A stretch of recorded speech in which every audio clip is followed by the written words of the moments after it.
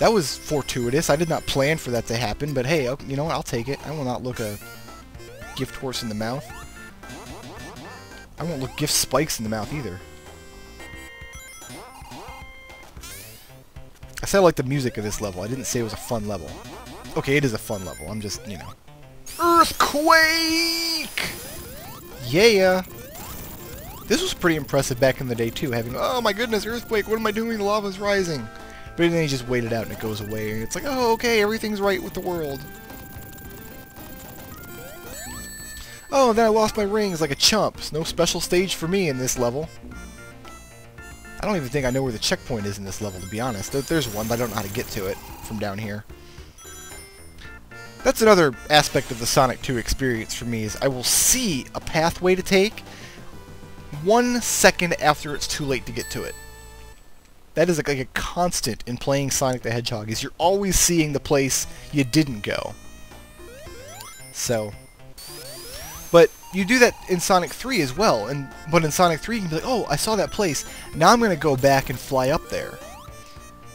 So, I think that momentary feeling of, oh man, I went the wrong way, it's worth that momentary pain to have the smoother game experience of Sonic 2 versus the I have to explore absolutely everywhere, every nook and cranny of Sonic 3. It's just a personal preference. Although playing as Knuckles is fun, and I do definitely recommend playing through Sonic 2 as Knuckles. A lot of fun. Oop, no special stage for me because I don't have 50 rings, but whatever. The one other thing the Sega Genesis can't do that the Super Nintendo did was transparency effects. And all transparencies in Sega Genesis games were handled by flickering a sprite, which is strange in emulation because this is the most fun thing you can do in Sonic right here. This is it. This is awesome! It's not awesome. I'm getting out of here. Which is strange in emulators because I have yet to find a Sega Genesis emulator that emulates the exact perfect frame rate that I'm used to. So, it's like I'm looking at the bubble shield on screen, and it looks like a solid sprite. It's supposed to be flickering back and forth. I don't know if it'll come across in the video, or hey, there's a free guy down here. I'll give up a shield for a free guy. Let no cat say I won't. Rings, thank you. But, and that's something I don't think I ever noticed until my adult life, when I learned more about how games were put together and how sprites work and things, and what transparency effects were. As a kid, I probably never noticed it. 6, 7, 8, haha! There's a couple bosses in the game you can just do that too. Just plow your head into them 8 times and then win. Tails pushed the button for me. Thanks, Tails.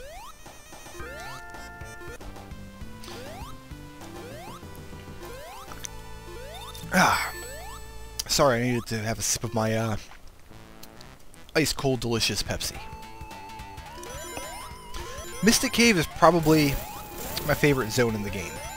I just love the look and feel of this zone. It's very, very cool.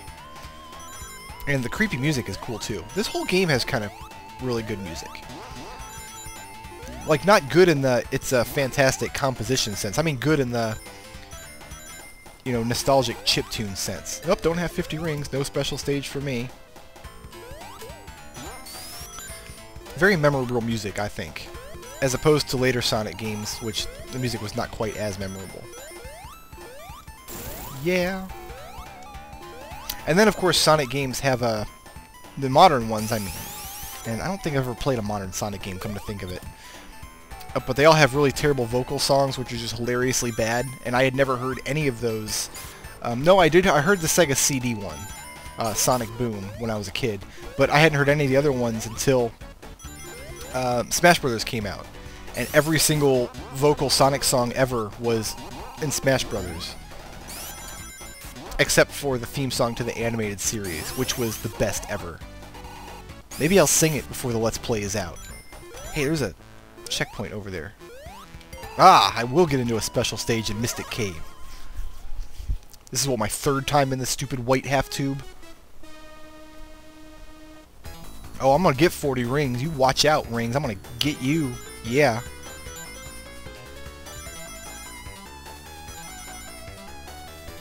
And then the thing that happens is after you come out of a special stage, you don't have any rings. Which doesn't make sense, because you just spent the entire special stage doing nothing but grabbing rings. So. Which is why I tend to die a lot coming out of special stages. And the other thing you want rings for is because the point bonus in Sonic the Hedgehog 2 actually means something. If you've got 10,000 points at the end of a stage, which is the equivalent of 100 rings, you get to continue. I mean, 100 rings itself is worth a free guy, which is good. Free guys are great. I love free guys. Oops, wrong side. Come on, more rings. Oh, they're all over there. Damn it. No! Ugh. Boo! Thumbs down. Ugh. So yeah, if you have 100 rings when you get to the end of the level, you get to continue, which is very helpful because, oh, I dropped my controller. My goodness, I'm having an off night. Which is helpful, of course, because it continues like the equivalent of 3 free guys. I mean, awesome. I don't even need free guys anymore anyway, because I've got 9. I don't think you can have more than 9. But I very rarely make it to the end of a stage with 100 rings. First of all, because I get hit a lot, and second of all, because I never pass up a chance to go into a special stage, even though I know I will never finish all of them. Even though I know I'm not going to get all the emeralds, you know, unless I'm specifically have set out to do that. I still can never pass up a special stage. So of course, even if I have 50 rings in a level, I lose them kind of paying the tax to get into a special stage, and then so much for my continue, you know? Woot. I think in Sonic 3 it lets you keep your rings at the end of a special stage. So, but, you know, like I said, Sonic 3 is not as fun. Although the special stages themselves are more fun. And actually, this is kind of cool Sonic trivia. If you try to plug the Sonic and Knuckles cartridge... I fell. The original Sonic the Hedgehog into Sonic and Knuckles, it does not let you play as Knuckles. Did I want to go down here? Yes, I did. What it does is it just loads up like an infinite version of the Sonic 3 special stages. And it's like a ridiculous number of levels. I don't know if they're randomly generated or what, but I remember playing the GameCube version and spending hours playing those special stages, and it was a lot of fun.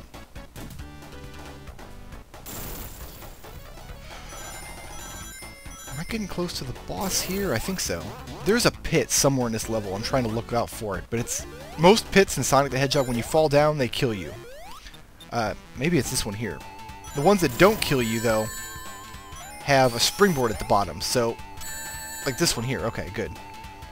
But there's one pit in this level that does not kill you and has no springboard. It is just spikes, which means you get to fall down there, you lose all your rings, and then you stand around looking like a chump for about 10 seconds knowing you're going to die. It's the worst experience of my life.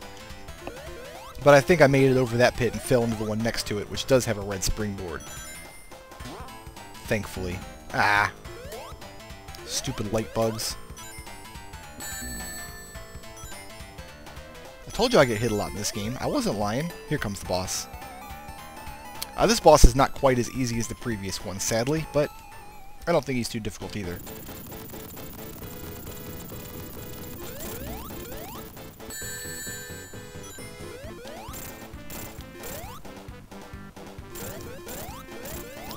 Oh good, Tails got him. Good job, Tails. Tails can hit bosses, which is useful. I think I made a mention that when we played 2-player as kids, we just have one guy as Sonic stand back and have Tails do all the work, which is fine. I mean, I eventually learned the boss fights. One thing I haven't tried, though, maybe this emulator will let me do it, maybe it'll be worth experimenting with, is trying to tie both controller inputs to one controller, letting me control Sonic and Tails simultaneously. Ah! Spikes! Oil Ocean is... I don't know, my least favorite in the game? Let me think about that. The least impressive level, I think, because it's probably the most difficult world, all told. Music's kind of cool. Music's alright. But there's a lot of cheap shots in this level. There's a lot of, if you're doing the right thing and have the right amount of momentum in this place, oops, spikes, or octopus, or, you know, whatever. And that's something that I never liked about the Sonic games, that all of them do to some degree, is they punish you for going fast. And that's why I like never maintain my top speed in Sonic games. I always try to inch backwards here and there, so you can kind of keep an eye on what's going on. And oh wow, I've got 50 rings in Oil Ocean. That never happens. Maybe it's a good sign. This is a good omen. White half pipe level going down. I told myself I wasn't going to talk a lot about Sonic 4 and how much I hated the demo during this Let's Play, but I do need to mention that one little piece, I guess, was I thought that, okay, the physics were bad, whatever, the controls were sloppy, okay, the graphics were not fantastic. I felt like I could forgive all of those things if they had just had a dynamic camera. The faster Sonic goes, the further back the camera should pull. I feel that that addition alone would have made the game a lot of fun. And honestly, I expected it to work that way. So when I loaded the game up and found out that it was a lot of, oh, wrong way, Sonic, damn it! When I loaded the game up the first time and saw that it didn't work that way, I was like very, very shocked, actually. Not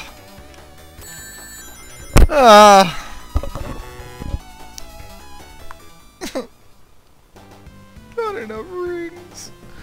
I have nightmares about that thumbs down graphic. I do. And I'm sorry for the clicking. I had to adjust my headset. It slipped off my ear when I just smacked myself in the forehead for not having enough rings. But you know, that's the theme of this Let's Play, this particular series. I'm keeping it real because I'm from the 90s, like Sonic. We are both children of the 90s. We got attitude.